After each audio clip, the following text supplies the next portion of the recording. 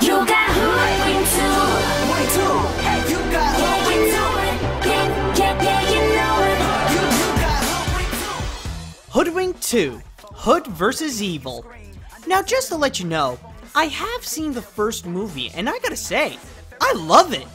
Sure, it has bad songs and rancid animation up to the point that it's one of the worst computer animation that I've ever seen, but it really makes up for it with a really smart story, memorable characters, and great humor. I always consider Hoodwinked as the best animated film with the worst animation. It's possibly one of the best fairy tale spoofs along with Shrek. But now we have the long-awaited sequel. Does this film manage to pull off the same wit and charm from the first? I'm sorry, I just can't finish that sentence. This movie is absolute garbage. And here's why. The story. Remember that clever story in the first one where it mixed the classic Red Riding Hood story with a crime scene? Well, that's long dead. Now the movie is turned into a buddy cop story with some spy elements into it. Some say it's more of a spy film, but there are barely any cool gadgets in it. And it's bad. Really bad. They didn't add things to it to make it unique or more different than other buddy cop films. Well, they did, but it's just really stupid and it either makes absolutely no sense or isn't explained very well, like the entire sisterhood thing or that perfect truffle that makes you invincible. I mean, these things just make it feel less like an actual Hoodwinked sequel. Anyways, back to the quote-unquote plot. It is very predictable and pretty much utilizes cliches to tell the story. The movie feels like it couldn't survive for 5 minutes without a cliche. But if there's anything that this film uses more than cliches, it's pop culture references and running gags that are not funny the first time. And trust me, they don't reference modern things that are popular right now. They reference films that are like more than 20 years old. And they're not even kids' films.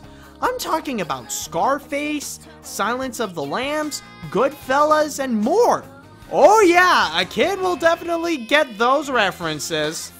You know what's the hardest thing for me to do about this? Believing that this pile of is actually written by the same guys who wrote the original. The animation. I will give it this. The animation on Hoodwinked 2 is better than the original. But that's not saying much. The character design did earn a little bit of a polish this time, making it easier to look at the characters. But then there's the character animation. Where do I begin?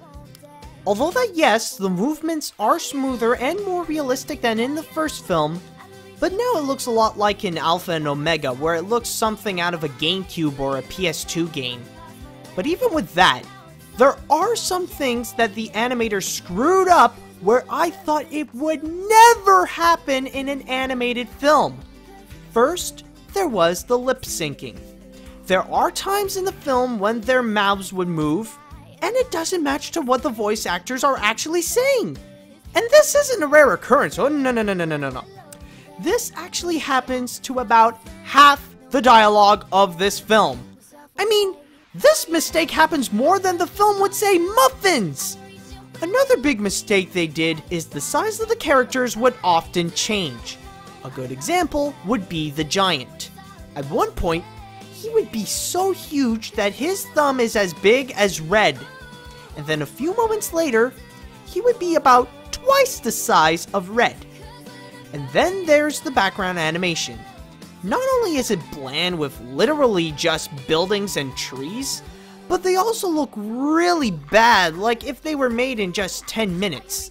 Of course, there are exceptions, like the giant's building or the dark castle is okay, I guess. In all, it looks better than in the first film, but not as good as other animated films. The characters.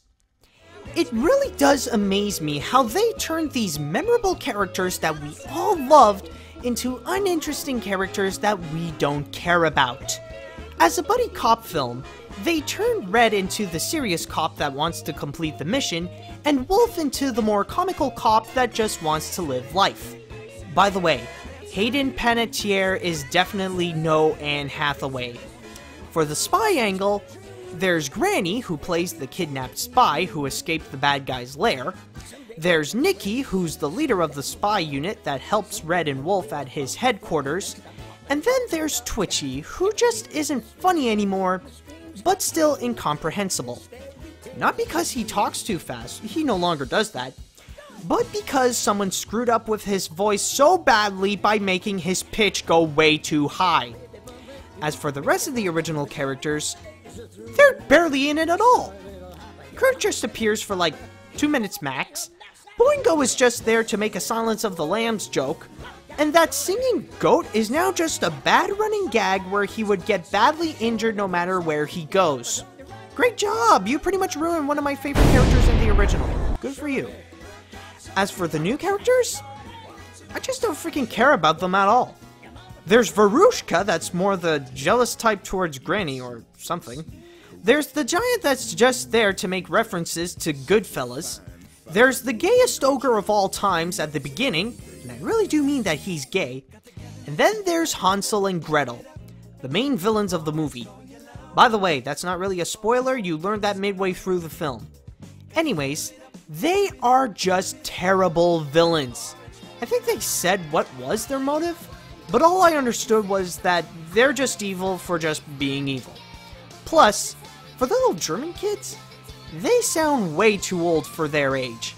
I mean, I've never heard such a bad casting choice since Matthew Broderick as a little boy mouse. As you can see, all they did here was turn great characters into ones that are unfunny and generic, and then add in new unfunny generic characters.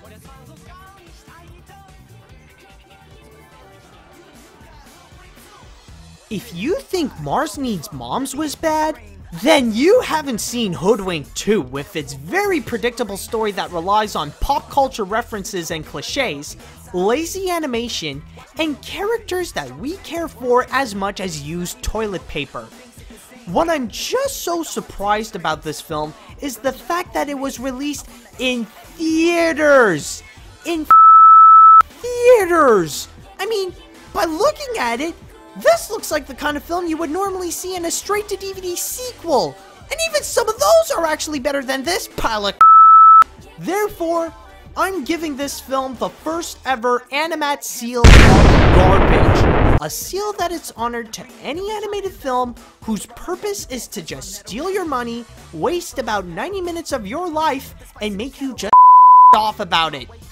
Now if you excuse me, I gotta go prepare myself to fight against the HAE.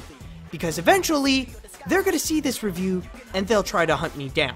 He's a reputed smuggler, a juggler, a robber, a cobbler, a picker, a grinner, a restaurateur, and blogs about animated films. He should get a life.